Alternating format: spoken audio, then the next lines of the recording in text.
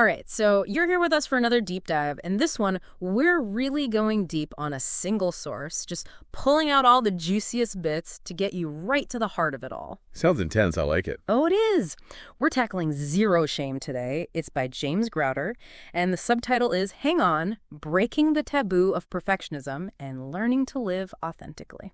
Okay, so right away, we know we're dealing with some heavy stuff. Perfectionism, shame, authenticity. Oh. These are some big universal themes. Exactly. And our mission, basically, is to unpack the main arguments Grouder's making in the book, especially, how perfectionism and this whole shame thing are so deeply intertwined. We want to deliver those light bulb moments, those ahas for you, and send you off with some real actionable knowledge. Love that. I'm all about the actionable stuff. Yeah. So let's jump right in. I think most of us, when we hear the word perfectionism, we picture like someone who just needs everything to be flawless, right? It can almost seem like a good thing, at least on the surface. Like, oh, they're so dedicated, so driven. Yeah, for sure. We often associate it with high achievers, people who are super successful. But what Grouder's saying is, and this is really interesting, that perfectionism can actually be way more demanding, like way more intense than just having high standards. It can become seriously detrimental, even harmful in the long run. Right, like it's not just about striving for excellence. It's about this deep-seated fear of anything less than perfect. Yeah. And that fear can really mess with your head and your life, to be honest. Okay, so let's break this down a bit. How does Grouder actually define perfectionism in a way that helps us see when it crosses that line from healthy ambition to something more, unhealthy? So he makes this really clear distinction between what he calls healthy striving and maladaptive perfectionism. Healthy striving, that's basically about genuinely wanting to improve, to learn and grow. It's flexible, you're open to feedback, and you actually enjoy the process, even if things don't go perfectly. Mistakes are seen as opportunities to learn and get better. Right, so it's not about avoiding mistakes altogether. It's more about, embracing the whole learning curve. Exactly. And it's about finding satisfaction in the effort itself, not just in the end result. Now, contrast that with maladaptive perfectionism. This one's fueled by fear of failure, fear of judgment, fear of not being good enough. It's rigid, unforgiving, and mistakes, well, they're seen as like this massive personal failing. Okay, so it's not just about wanting to do well. It's like this deep-seated belief that your worth as a person is tied to your performance. Exactly. And that's a really heavy burden to carry. So Grouder gives this great example to illustrate the difference. Imagine two students, right? We'll call them student A and student B. Student A, they set realistic goals for an exam. They find the process of studying, engaging. And even if they don't get the exact grade they were hoping for, they're disappointed, sure, but they focus on understanding why, how they can improve next time. Okay, so they're not devastated. They're not beating themselves up over it. They're using it as a learning experience. Right, they're resilient. Now, student B, this is the maladaptive perfectionist. They set these impossibly high goals, often unrealistic, and they study with this intense anxiety, like every little thing is life or death. Even a tiny mistake feels like a total catastrophe, proof that they're a failure. Their whole self-worth is riding on getting that perfect score. Wow, that's so much pressure to put on yourself. I can see how that would lead to some serious burnout and anxiety. For sure. And, it's not even about the actual outcome sometimes. Even if student B gets a 95%, they might still feel like a complete failure because it wasn't 100%. So the key difference here, it's the motivation, the mindset, and the way they relate to mistakes. I think a lot of us, even if we don't consider ourselves full-blown perfectionists, can probably relate to some aspects of that student B example. Like, who hasn't felt that pressure to perform, to get everything just right? Oh, absolutely. It's definitely something that resonates with a lot of people. And it's not always easy to recognize when it's crossed that line from, wanting to do well to this sort of unhealthy obsession with perfection. So beyond this, core definition, does Grouder go deeper into how perfectionism actually shows up in our lives? Are there different flavors of it, so to speak? Yeah, he does. He brings in these researchers, Hewitt and Flett, who are the big names in perfectionism research. They actually propose three main types. Okay, this is getting interesting. Hit me with those types. All right, so the first one is self-oriented perfectionism. This is all about setting those super high standards for yourself and then being insanely self-critical if you don't meet them. Think of that writer who spends hours tweaking a single paragraph, never feeling like it's quite good enough to publish. Or the athlete who gives an amazing performance but fixates on that one tiny mistake, the one nobody else even noticed. Or even an artist who, destroys their own artwork because it doesn't live up to their own impossible standards. Oof, that's rough. It's like that voice in your head that just never shuts up, always telling you you're not good enough. Exactly. And it can be so insidious because it comes from within. You're your own worst critic. So that's self-oriented. What about the other ways it can show up? All right, so the second type is other-oriented perfectionism. And this one, it's less about you and more about projecting those unrealistic expectations onto other people. So this is the perfectionist who needs everyone around them to be perfect too. Right. It's like they're trying to control everything and everyone to create this, perfect little world. You see this with micromanaging bosses, parents who pressure their kids to be overachievers, partners who are constantly finding fault. Yeah, I can definitely see how that would lead to some major tension and conflict in relationships. No one wants to feel like they're walking on eggshells all the time. Exactly.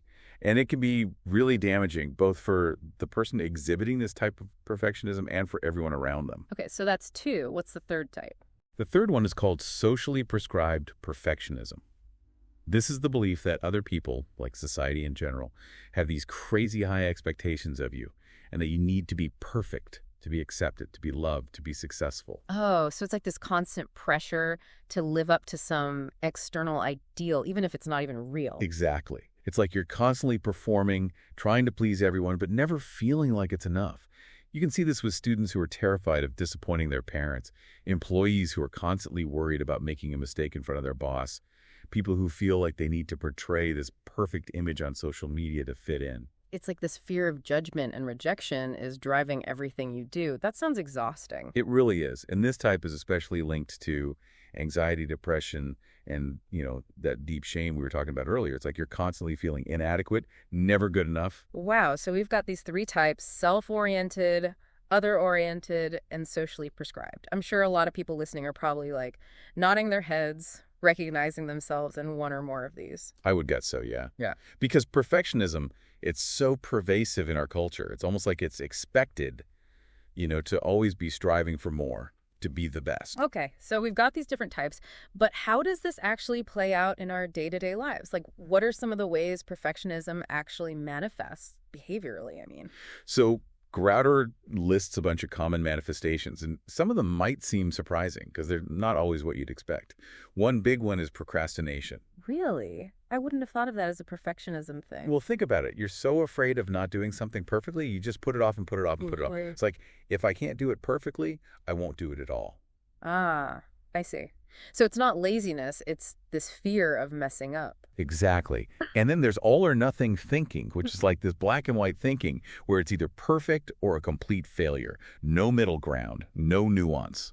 One tiny mistake can wipe out all your effort. Yeah, that's so discouraging. What's the point of even trying if one slip-up ruins everything? Right. And then you've got this excessive checking, organizing, revising basically anything to eliminate any possibility of error, like triple checking emails, meticulously planning every detail, redoing things over and over again. Oh, yeah, I know people like that. They drive me crazy sometimes, but I guess it's coming from this place of fear. It is.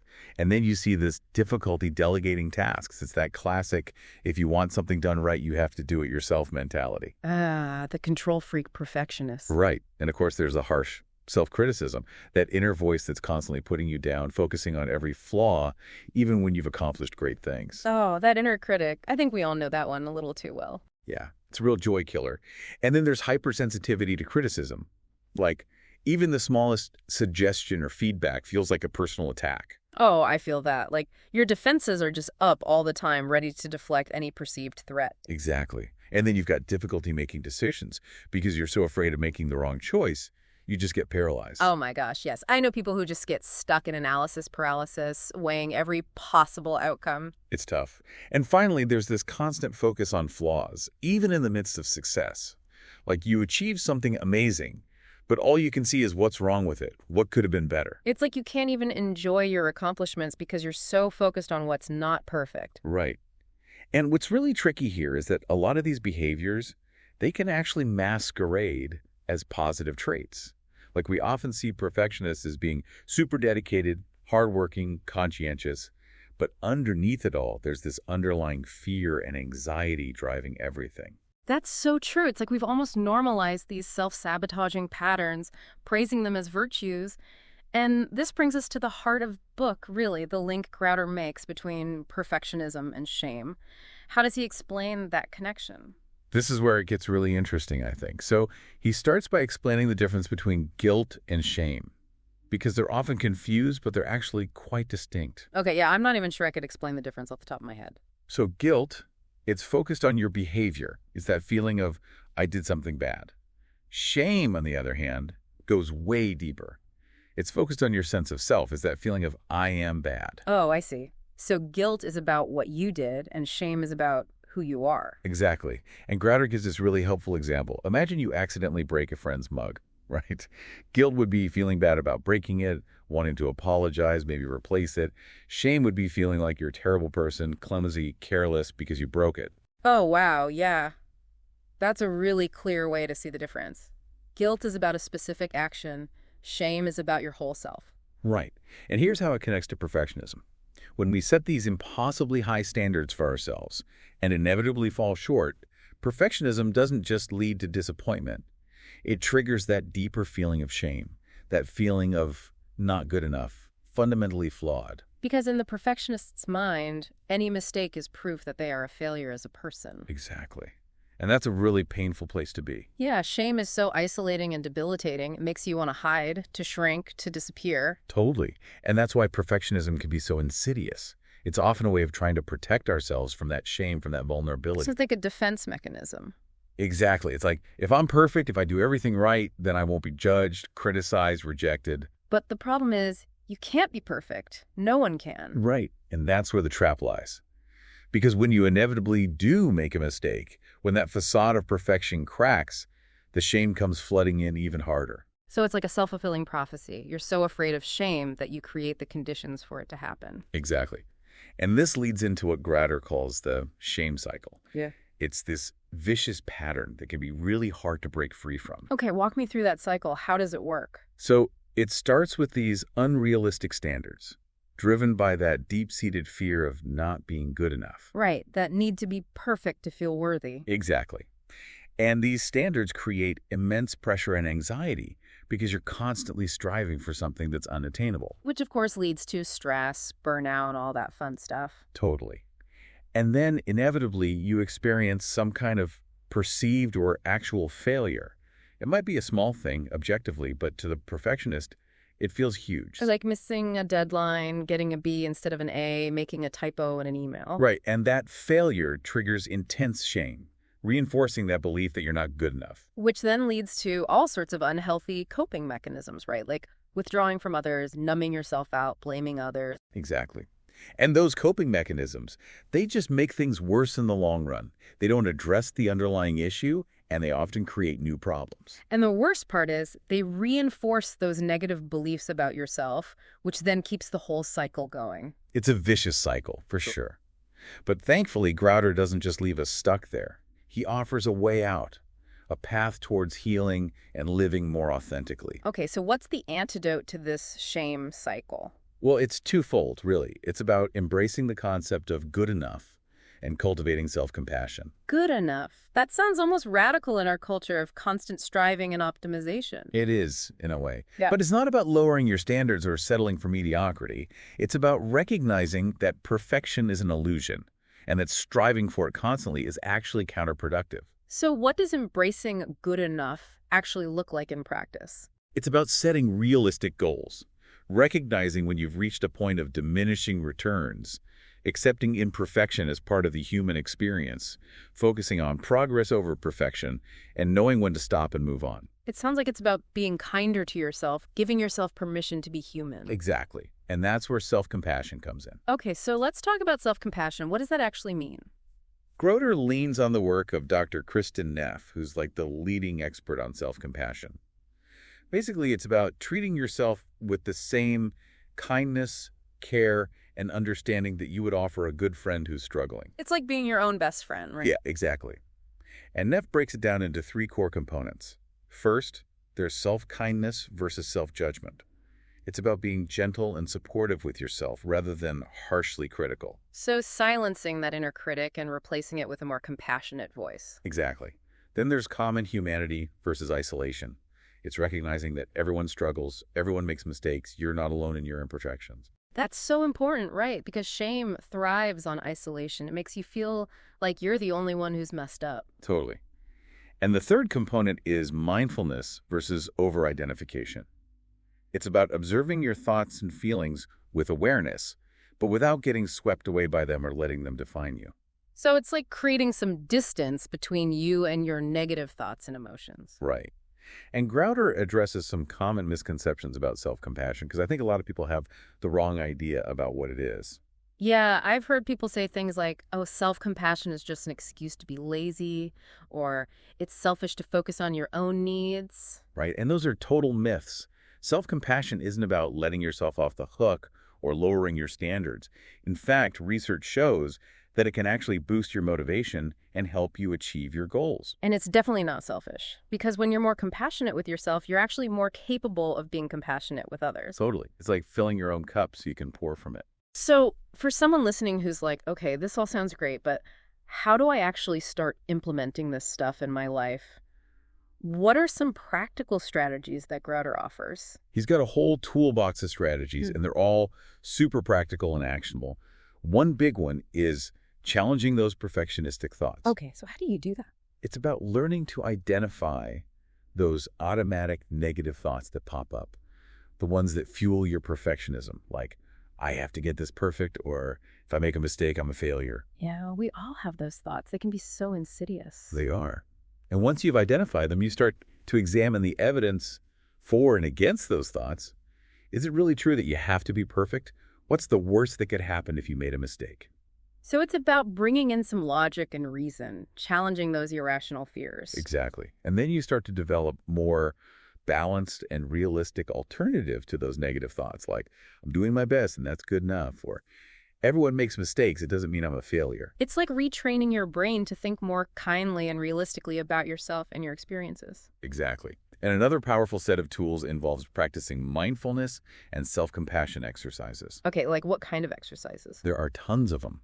You can try mindful breathing exercises where you just focus on your breath and notice your thoughts and feelings without judgment. Ah, so it's about being present in the moment without getting caught up in all the mental chatter. Exactly. You can also try self-compassion breaks where you pause during the day and offer yourself some kind words and encouragement like you would to a friend. I love that. It's like a little mini pep talk for yourself. Exactly. And there are also guided self-compassion meditations, which can be really powerful for cultivating those feelings of kindness and acceptance toward yourself. I've heard those can be really helpful for calming the inner critic and shifting to a more compassionate perspective. Totally.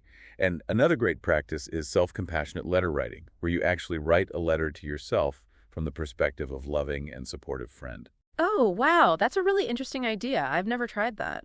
It can be really powerful. And then there's the whole piece about setting realistic goals and celebrating progress. Ah, so this is about shifting away from that all or nothing mentality. Exactly. It's about breaking down big tasks into smaller, more manageable steps, setting goals that are challenging but achievable, and focusing on the process rather than just the outcome. So it's not just about the destination, it's about enjoying the journey. Right. And it's about celebrating those small wins along the way. Yeah. Like acknowledging your effort, tracking your progress, giving yourself credit for what you've accomplished. It's like giving yourself a pat on the back instead of constantly beating yourself up. Exactly. And Grader also talks about the importance of embracing imperfect action, which is a great way to combat that perfectionism-induced procrastination. Okay, so how do you embrace imperfect action? One technique is the 5-minute rule. Just commit to working on something for 5 minutes, even if you don't feel like it or you're not sure where to start. That's a great tip. Sometimes just getting started is the hardest part. It is. And another one is giving yourself permission to create a shitty first draft. Like, don't worry about making it perfect. Just get your ideas down on paper, and then you can go back and refine it later. I love that. It takes the pressure off so much. It does. And Grouder also suggests conducting behavioral experiments, which are basically a way of testing out your fears and seeing what actually happens. Oh, okay. So like intentionally doing something that triggers your perfectionism and seeing if the world ends. Pretty much. It's about challenging those irrational beliefs by putting them to the test. That's a really cool idea. It's like taking back control from your fear. Exactly.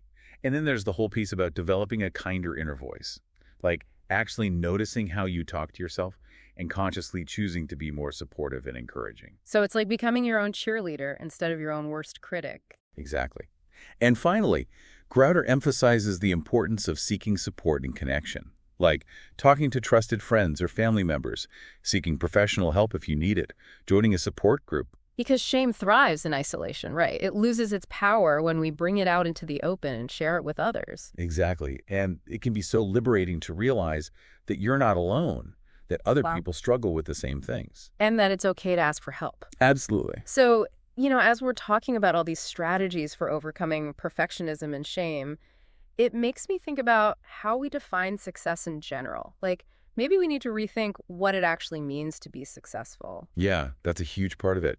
Crowder talks about how we've absorbed all these societal messages about what success looks like, money, status, achievements, the whole 9 yards. And those messages can be so limiting, right? Like, they make us feel like we're not enough unless we're constantly striving for more, more, more. Totally. And it's often at the expense of our well-being, our relationships, our happiness. So, how do we redefine success then? What does a more authentic and fulfilling definition look like? Groder encourages us to shift our focus to our core values, the things that are truly important to us, like connection, creativity, kindness, growth, purpose, authenticity. It's about aligning your life with what matters most to you, not what society tells you should matter. Exactly. Yeah. And when you define success based on your values, it becomes less about external achievements and more about how you're showing up in the world, how you're treating yourself and others. So it's more about being than doing. In a way, yeah. It's about living a life that feels meaningful and aligned with who you are at your core. And what are some of the benefits of letting go of that need to be perfect and redefining success on our own terms? Oh, the benefits are huge. You unleash so much creativity because you're not afraid to make mistakes. You have deeper, more authentic connections because you're willing to be vulnerable. You're more resilient because your self-worth isn't tied to external validation. It's like you free yourself from this constant pressure and open yourself up to so much more joy and fulfillment. Exactly. And Crowder even mentions Carol Dweck's work on growth mindset, which is all about embracing challenges and seeing mistakes as opportunities to learn and grow. It ties in beautifully with this idea of redefining success. Okay, so we've talked about the problem of perfectionism, the shame cycle, embracing good enough, cultivating self-compassion, redefining success. It's a lot. But ultimately, it all leads to this idea of learning to live unashamedly, right? Exactly. That's the ultimate goal. And it's not about never feeling shame again. It's about not letting shame control your life. So what does living unashamedly actually look like? Crowder describes it as integrating the reality of your imperfection into a meaningful life. It's about radical self-acceptance, making self-compassion your default response, embracing vulnerability, celebrating effort and growth, and living in alignment with your values. It sounds like it's about showing up as your authentic self, flaws and all. Exactly.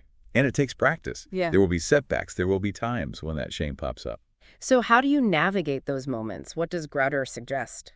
He encourages us to recognize the patterns, to be kind to ourselves when we fall into those old habits, to remind ourselves that we're not alone, to challenge those negative thoughts, and to keep coming back to our values. It's like a constant process of learning and growth, right? Like Yeah. peeling back the layers of perfectionism and shame to reveal the authentic self underneath. Exactly. And the rewards are so worth it. Because when you learn to live unashamedly, you free yourself to experience life more fully, to connect more deeply, to create more freely, to love more openly. It's like you finally give yourself permission to be human with all your imperfections and all your potential. Beautifully said. So, to wrap up, the key takeaway from Zero Shame is that we don't have to be held captive by perfectionism and shame. There's a path towards healing and living more authentically, and it starts with understanding those patterns, cultivating self-compassion, and embracing our perfectly imperfect selves. I love that. And it's an ongoing journey, not a destination. We're all works in progress, and that's okay. Absolutely. So, as you go about your week, think about what resonated with you most from our deep dive today. Maybe pick one strategy that you want to experiment with. And here's a final thought to ponder. What might become possible for you if you let go of even a tiny bit of that need to be perfect? What doors might open? What burdens might you release? It's a question worth exploring. Thanks for joining us on this deep dive. It's been a pleasure. And until next time, keep diving deep.